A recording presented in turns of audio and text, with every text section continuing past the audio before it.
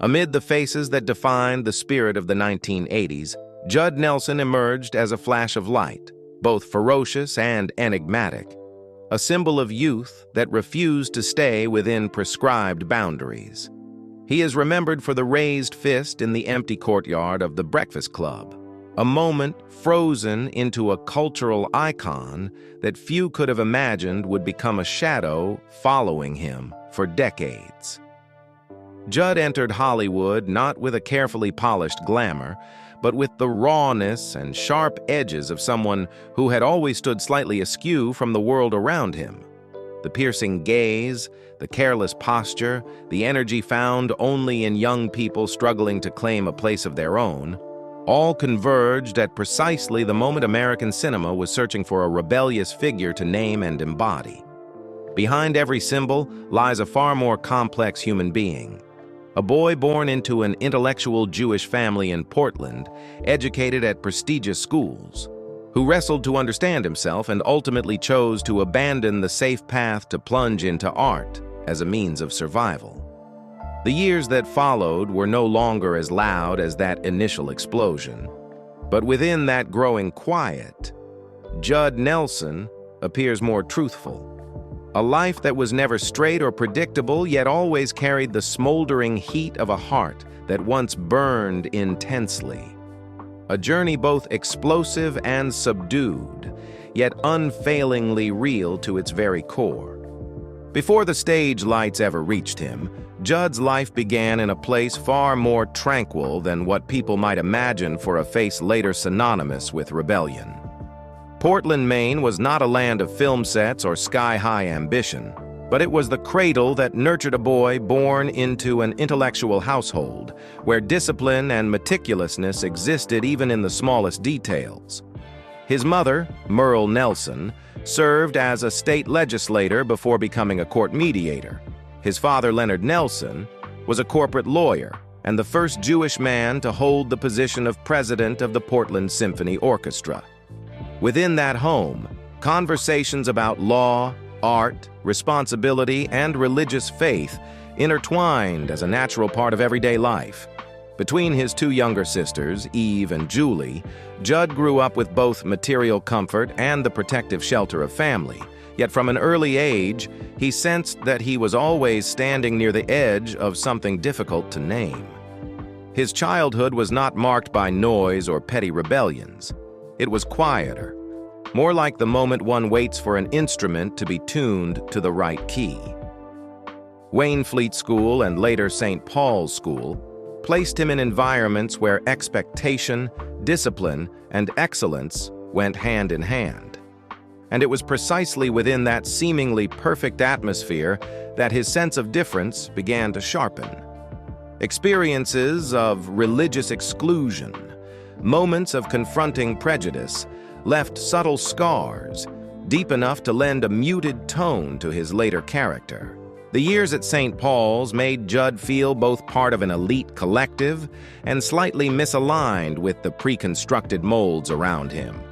There was no loud defiance, only the silence of someone who observed more than he spoke, perpetually suspended between the need to belong and the instinct to preserve his own sharp edges. When he moved on to Haverford College to study philosophy, he continued wandering through questions about humanity and the world, yet the concepts on the page could not fill the inner gap he carried. 2 years in the lecture halls offered no answers, only a quieter realization. The path his family envisioned might not be one he could walk to the end. Leaving college for Manhattan felt like an unforeseen turn. Yet at that age, Judd caught a different current, vague but more powerful than any philosophy lecture. At the Stella Adler Conservatory, a world opened where acting was not merely technique, but a journey of self-recognition. The exercises, the small roles, the moments standing before a class with raw emotion, each step gradually gave him something he had not known he lacked: a language of expression, the courage to fully inhabit every facet of himself. Those early years bore no imprint of film sets, but they carried enough undercurrents to shape the entire trajectory that followed. The sense of standing on the margins, the experience of being marked as different, the effort to find a personal voice, the break from safety in pursuit of a more truthful self. Together, they formed the foundation of the man the world would later see. Sharp on the surface, yet beneath it, a vast inner depth where every experience left its resonance. Without that chapter of life, there could have been no John Bender that cinema would come to remember, no raised fist turned into an enduring symbol, and no long road that Judd was about to step onto, the road of a young actor preparing to face a cinematic destiny and the shadows that destiny itself would cast. Everything that followed was seeded in that quiet foundation, when a young man understood that he could move forward only by daring to step outside the safe zone and follow a calling no one in his family had ever imagined. From those moments standing before a class at Stella Adler, Judd gradually realized that what bound him to art was not a hunger for fame, but the sensation of temporarily leaving himself behind to inhabit other lives.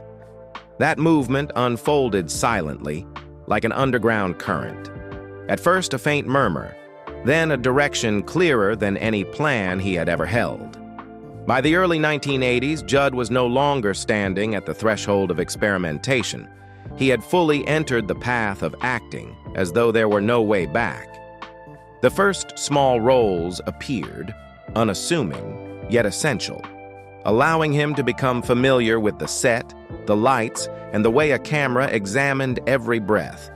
It was a period in which he had to teach himself how to adjust everything, voice, gaze, every movement to match the rhythm of cinema, so different from the stage where he had been trained. In 1984, Judd was cast as Eddie Keaton in Making the Grade. The film was a modestly budgeted teen comedy, not among the era's high-profile projects, yet it carried special significance for Judd. For the first time, he stood at the center of a story, for the first time bearing the responsibility of carrying an audience's emotions across the length of an entire film. It was precisely in that position that his first challenges revealed themselves most clearly. Eddie Keaton was a character with a rhythm of his own, requiring a blend of swagger and quiet charm, of reckless confidence and a fragility hidden beneath the surface. For someone who had never before carried the weight of a leading role on film, this was no small test. Judd had to learn how to sustain energy from scene to scene, how not to be swallowed by the pressures of production schedules, how to calibrate emotion so it felt both natural and in tune with the film's comedic tone. Making the Grade arrived quietly in the film market of the time, stirring neither box office frenzy nor instantly turning Judd into a sought-after name.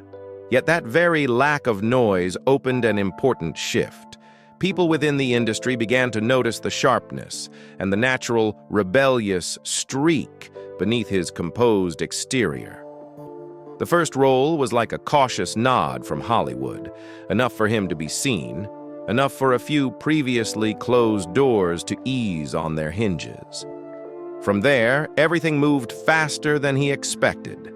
That small stone became his first foothold, giving him the momentum to step into something no one, himself included, could have predicted. Auditions began to crowd his schedule. New scripts arrived in quick succession, and amid all those choices, there was one story that made Judd feel as though he were confronting his own youth. A group of students held in detention over a weekend, each carrying unseen wounds, seated together in a room that seemed small, yet vast enough to contain entire inner worlds. When he reached John Bender, Judd felt as if he could hear the echo of years that had tilted toward darkness, of defiance used to mask injury. Without relying on polished technique, he reached that character through the instinct of someone who knew well the feeling of being misunderstood. The defiance in his voice, the eyes that existed without asking permission, the vulnerability that surfaced only when he paused for a beat. All of it shaped a Bender so alive that there were moments when the entire set seemed to stop, as if the character had stepped out of real life and quietly entered him. When The Breakfast Club arrived, audiences were drawn not only into the story, but into reflections of themselves, caught in confused glances, in sharp words spoken to shield a fear of being hurt. That weight pulled Judd out of the category of promising actors and placed him in a position no one else occupied that year. A face turned into an icon while still too young to grasp what that truly meant. The raised fist at the film's end, at first glance merely a gesture of victory, became the imprint of an entire generation. That moment no longer belonged solely to Bender or to Judd, but to American popular culture. Yet it was precisely when the spotlight shone most intensely that Judd felt the darkness within himself most clearly. He was accustomed to standing at the edge of the crowd, to observing more than performing. Now, everywhere he went, eyes seemed to search for Bender rather than for him. There was happiness, but alongside it came bewilderment, and at times a quiet fear. He had spent years learning how to step into a role. Now he had to learn how not to let a role consume him. On some evenings in hotel rooms, Judd would sit before the mirror and wonder whether the public saw him at all, or only the rebellious image the film had magnified. Even so, amid the confusion, a smoldering light continued to burn. The relief of knowing that emotions he once believed to be his alone could help others recognize themselves. He came to understand that his difference was not solitary. It was being shared through story, through the screen, through a character to whom he had given his own breath. As the wave of The Breakfast Club was still spreading, Judd found himself standing in front of the camera once again, this time for St. Elmo's Fire. Here, he stepped into a different state of being, no longer rebellion driven purely by instinct, but the inner tensions of early adulthood, where ambition and doubt constantly pull in opposite directions. Within just a few months, two roles on entirely different emotional planes had placed him at the center of a group of young actors rapidly becoming a phenomenon. A label the press attached to them, one that did not make him comfortable, yet was powerful enough to etch itself into the cultural map of the era. But before the glow of success could settle, another shadow fell, the term Brat Pack, that the media imposed on the young actors of the 1980s. It was not a compliment. It was a confining mold. From that moment on, what they did, how they lived, even the smallest missteps were scrutinized as if they were an unruly collective. And Judd, who had always stood slightly apart from the crowd, was pulled directly into the center of a label he had never chosen. In a span of time so brief it felt suffocating, the steering wheel of his life turned in an entirely new direction. He could feel the pressure clinging to every step, the pressure of someone who knew that the shadow cast by a recent role could both lift him up and weigh him down. Yet, in that very moment, Judd also understood that not every young actor reaches such a point, a rare intersection of talent, timing, and the resonance of an entire generation. And as the lights shone from every direction, Judd gradually realized that attention carries more than praise or doors opening ahead. It is like a silent test, demanding that he be strong enough to stand amid ever-growing expectations, yet clear-minded enough to preserve what had first drawn him to art, the honesty of someone long accustomed to living at the edge of the light, now learning how to exist at its very center. Hollywood does not forget quickly. A role that succeeds too well can become a curse. And for Judd, that curse bore the name John Bender. Studios began sending him scripts with the same familiar shape: the rebel, the careless drifter, the young man always carrying an edge of danger. Roles that were different, more nuanced, more layered, rarely found their way to him. It was then that Judd understood that talent does not always determine one's path. Sometimes, it is the market that defines you. The success of 1985 placed Judd in a new position, one where every step afterward demanded more of him than at any point before. He was not overwhelmed by the attention, but that very brightness allowed him to see clearly what lay behind it. The eyes that wanted to keep him forever in the rebellious shape of John Bender.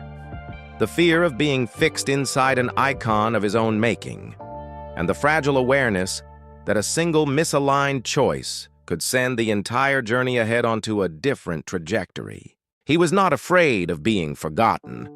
What unsettled him instead was the possibility of being reduced to a single shape the public expected. If he simply continued along the path of momentum, he would become a replica of himself, living off others' expectations rather than the need to explore more deeply within. So instead of walking the smooth road that fame had just opened, he allowed himself a pause, then turned toward the dimmer corners of the acting world. Places where each character forced him to strip away layers of protection, where complexity became the raw material, and where he had to confront himself more than face an audience.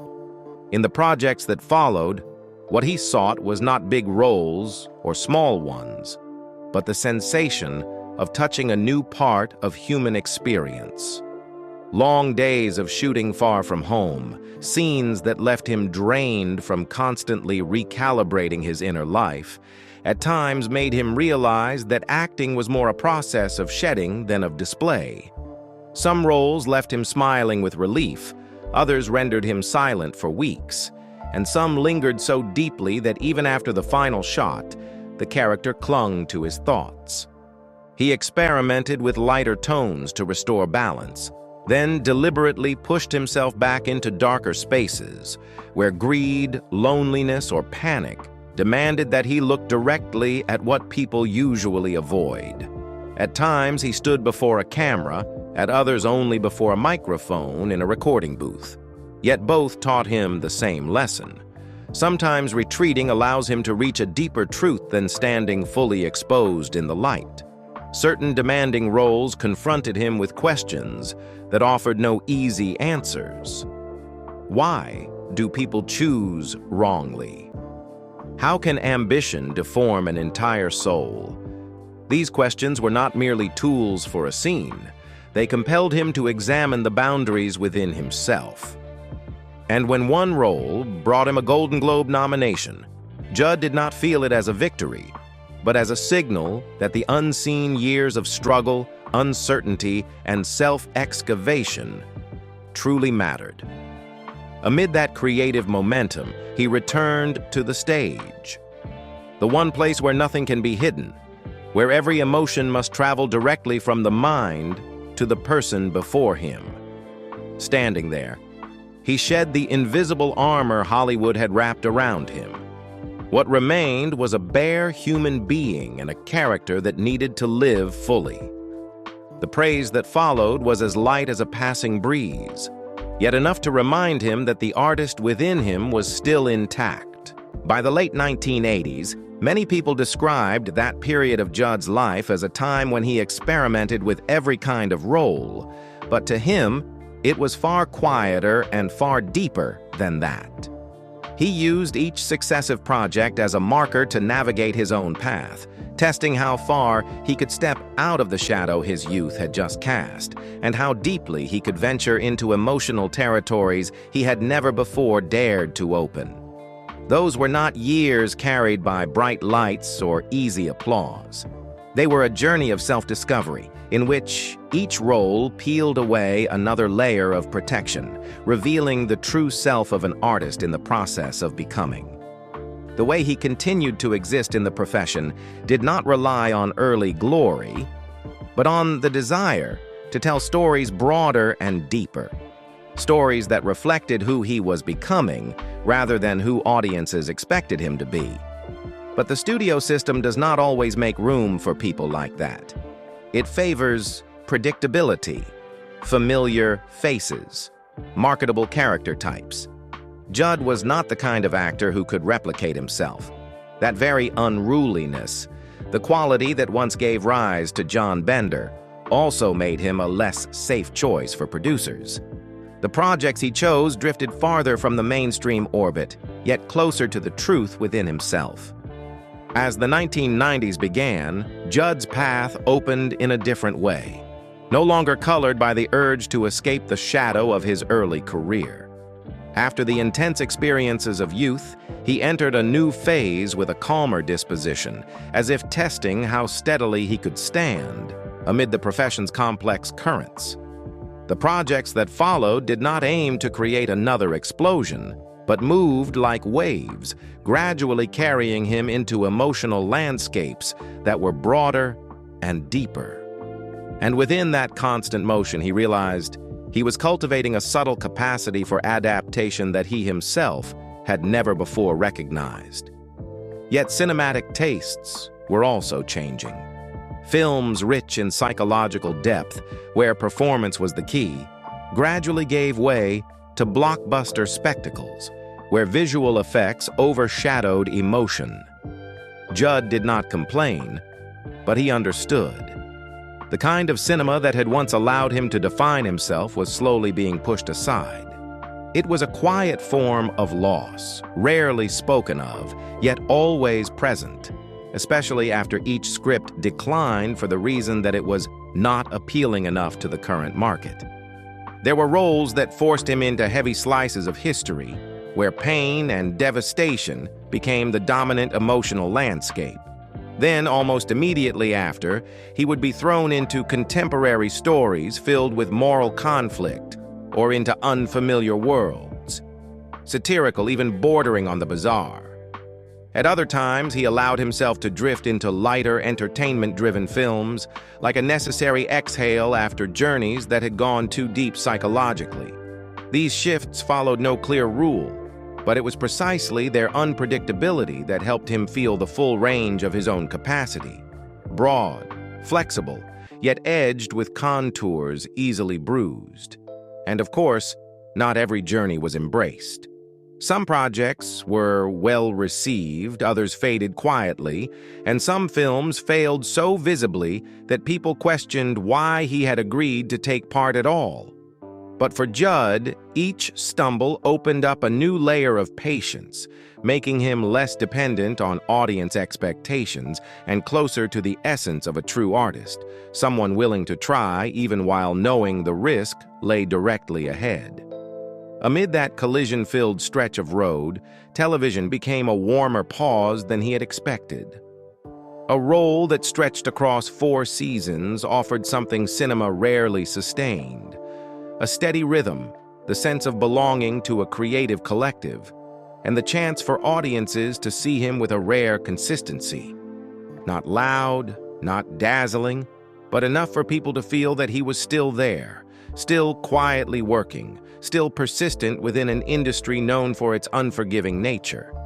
After years spent living within that quieter rhythm, Judd rediscovered his natural breath, no longer chasing fame, no longer needing to reinvent his image through spectacular explosions. Each step was not always radiant, but it carried the depth of someone seasoned, an artist accustomed to moving slowly enough to feel exactly where his feet were planted. It was precisely that quietness, growth without display, experimentation without fear of error, that shaped the Judd Nelson of later years. No longer a fleeting symbol of a generation, but a man who kept the flame of his craft alive through perseverance and will. With television now familiar territory, he continued forward with greater freedom. New series simply opened additional doors, allowing him to appear in countless different worlds of the small screen. Some roles passed like gentle greetings, others surfaced at pivotal moments, but each transformation carried its own feeling. Light, unburdened, as if he were testing television's rhythm one breath at a time, no longer straining to prove anything. Cinema remained present in his artistic life as a steady current, at times faint, at times distinct, but never disappearing. Some works left only brief traces of his presence. Others gave him enough space to delve deeply into a character's psychology, even when the result did not resonate widely. At times, he stepped away from the set into the recording booth, where only voice and instinct remained as anchors. Those quiet working days impressed upon him ever more deeply that acting does not exist solely under lights or before a lens, but can take form wherever art still requires human breath. There were projects warmly received by audiences, and others that faded so quickly they seemed never to have existed at all. Occasionally, he encountered scripts so strange, so sharply satirical, that he laughed upon first reading. The blend of moments that truly reached viewers' hearts and those that missed their mark created a movement uniquely his own. Not the shape of another climb toward a new peak, but a road widening with each choice he made. Every step forward, whether small or silent, kept him in a sustained conversation with cinema, allowing him to remain connected to his craft in the most natural and honest way possible. When acting roles no longer occupied the entirety of his creative life, writing quietly opened itself as another path. The books he published became a way of speaking to the world in his own voice, without characters, without someone else's script.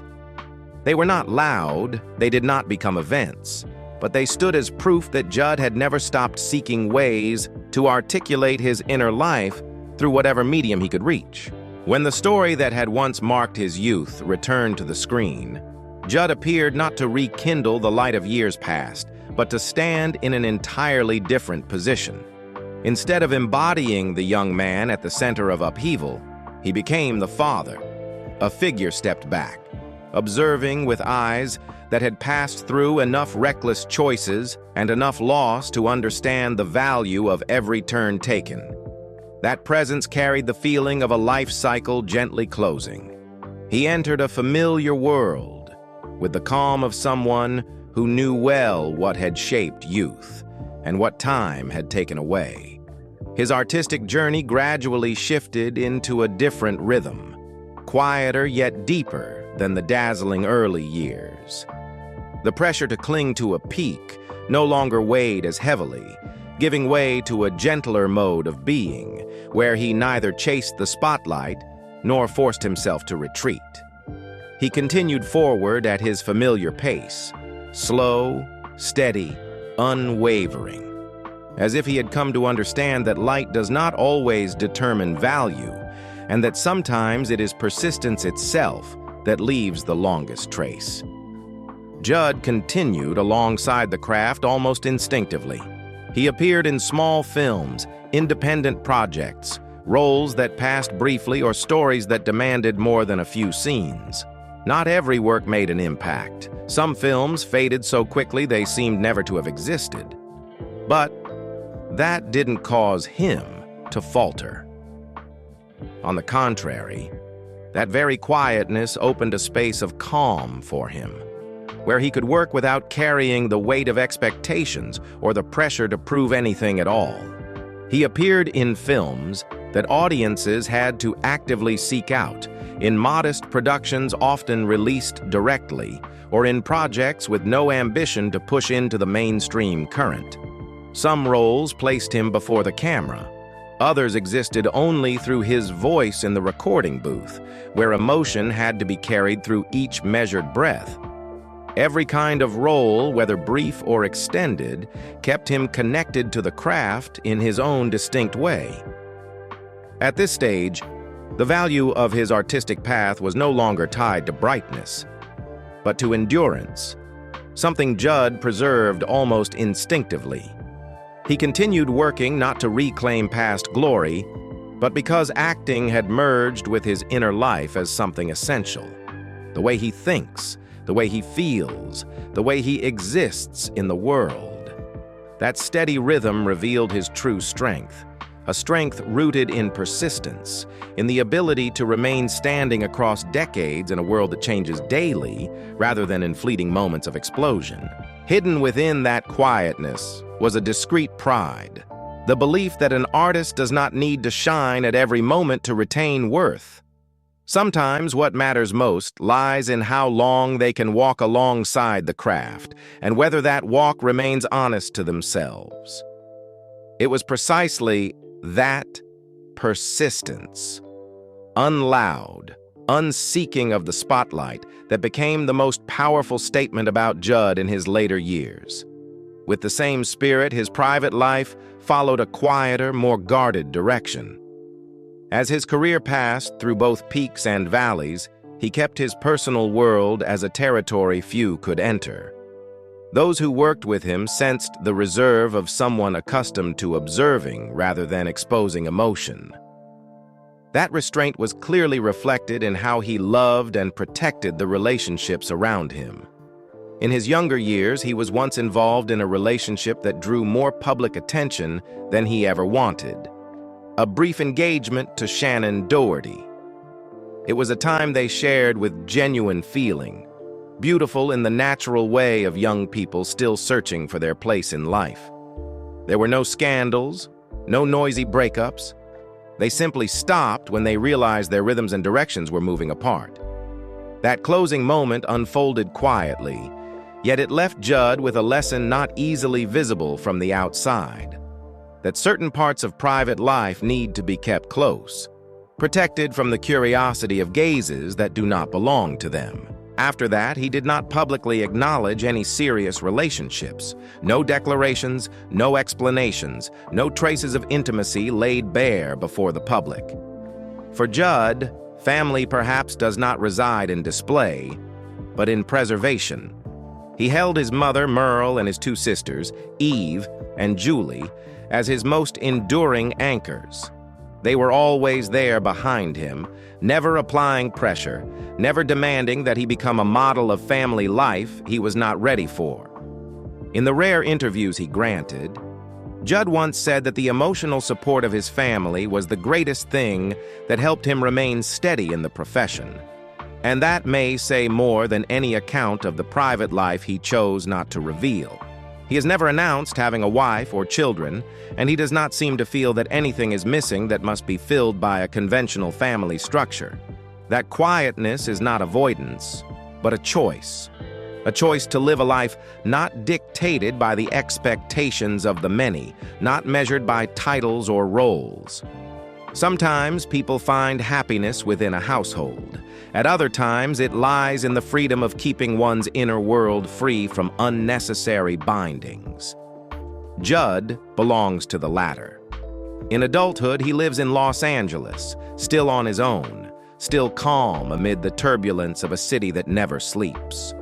Not a sorrowful solitude, but the state of someone mature enough to understand how much space he needs to breathe, to think, to exist in his true nature.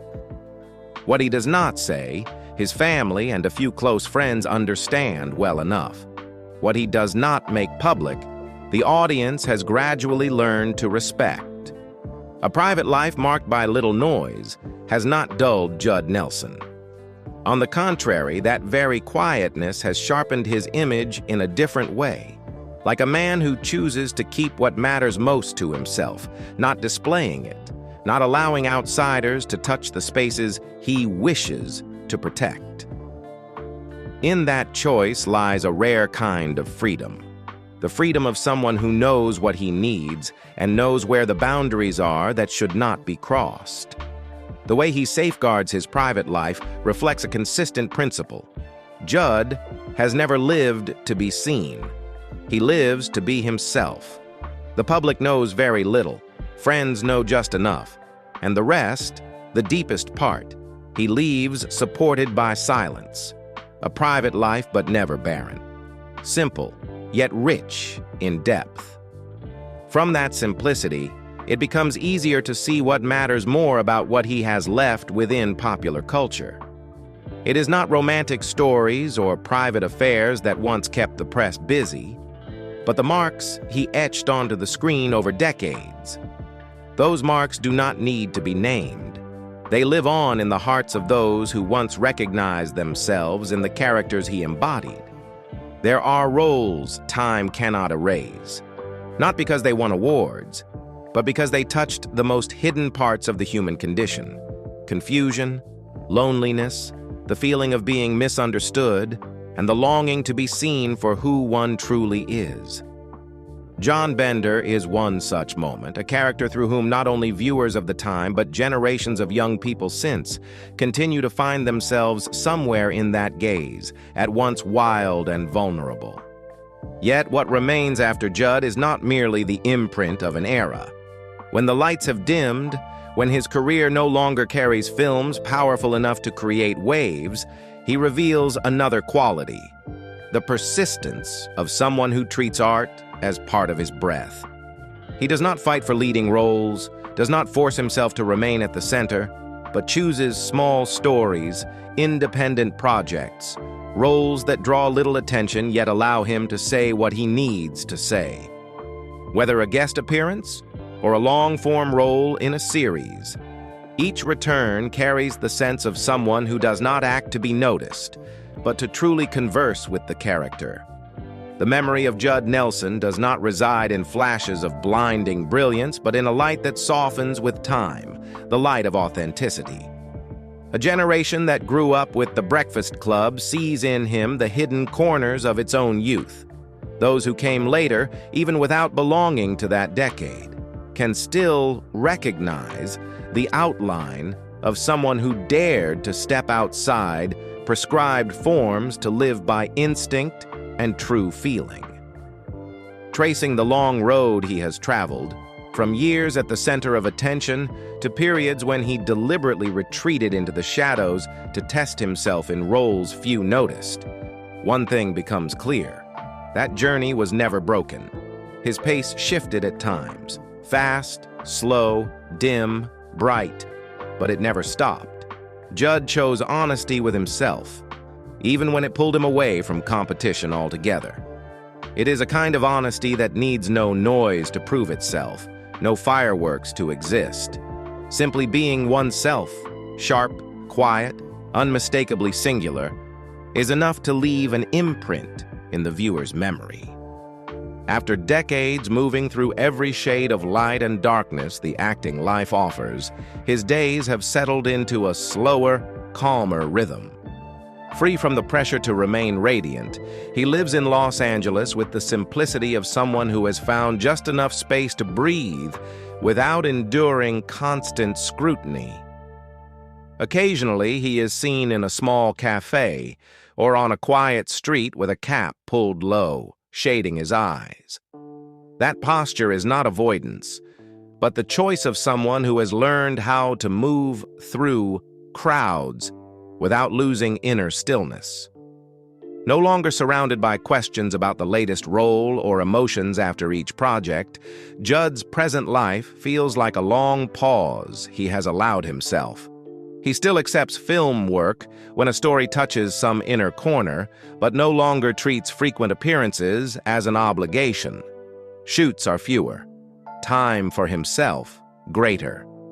And within that simplicity, he has shaped a rhythm of life that belongs neither to glory nor to retreat. It belongs only to him. Those who know Judd say he still keeps the habit of observing more than conversing. Hours can pass without him saying a word, simply watching the flow of people and smiling at a private thought of his own. It may be an after effect of the profession, or perhaps a trait carried over from his youth. A man who stood at the margins for so long that he grew accustomed to listening to the world before stepping into it. At this age, silence no longer carries a defensive edge. It has become a form of peace. He does not seek to return to the spotlight, nor does he try to turn himself into a legend to be celebrated again. Some younger viewers discover him through old clips circulating online, through John Bender's raised fist, or through interview excerpts where he speaks about art with a measured calm. Occasionally, they send him messages of thanks on social media. He reads them, smiles, and closes the screen. There are no self-narrating posts, no image-building campaigns, only the gentle presence of someone who has lived through enough to know what truly matters. Aging comes to Judd not with weariness, but with the posture of someone who accepts all past upheavals as an inevitable part of life. He reads more, writes more, and at times stops by the theater to watch young actors rehearse, recalling the days when he stood before a class at Stella Adler, nervous yet determined, unaware of where the future might lead. Those memories do not weigh on him. They simply form a warm backdrop of a life lived fully enough to leave no room for regret. In Judd's present gaze, there is something deeply gentle, like the calm that can arrive only after one has traveled a path marked by fractures, by bursts of light that flared and faded. He has nothing left to prove, no glory he needs to preserve. What remains is the quiet steadiness of someone who knows he has lived true to his nature. The rebellious boy of yesterday, now choosing a subdued life, yet still carrying within him a smoldering flame for art. When people look at him now, they no longer see a former star. They see a human being, someone who passed through a ferocious youth, once stood in the brightest light, then deliberately drifted into shadow to recover his breath. And now he stands in a very different place, not competing, not clinging to regret, but calm in a way only seasoned souls can reach. Not everyone arrives at that state, a kind of fullness sustained not by applause, but by a clear understanding of what one needs to continue living the rest of life. Some choose the spotlight in order to exist. Judd Nelson chose honesty, even when it led him into the shadows. What lingers from Judd Nelson's journey is not spectacle, but the way he makes people remember him through feeling. He once helped an entire generation recognize the confusion, loneliness, and defiant energy of youth in John Bender's eyes. And for many years after, he continued to be present, quietly but resiliently, choosing small projects, stories that did not need to make waves, so long as there was room to place a part of himself inside a character. That fidelity to his own choices created a durability not every actor manages to preserve. Looking back across the whole path, from explosion to quiet to finding a slower yet enduring rhythm, we encounter an artistic life complete in its own way. A journey not chasing the light, but chasing personal truth. Not everyone is brave enough to live like that. And perhaps the most thought-provoking thing lies in the question Judd's story leaves behind. What do you think of a life chosen in quiet by someone who once burned brightly? Is it retreat or a deeper form of freedom? The freedom to be oneself, even when no one is watching. If Judd Nelson's story touched you in any way, stirring memories of a youth gone by, a moment of losing direction, or simply prompting you to see quietness differently, leave a comment below. Every perspective helps stories like this continue to be told more fully and more truthfully. Don't forget to follow the channel so you won't miss other in-depth journeys of the faces that once defined an era. Your support is what allows us to keep digging deeper, retelling and preserving the beautiful stories of cinema and of life.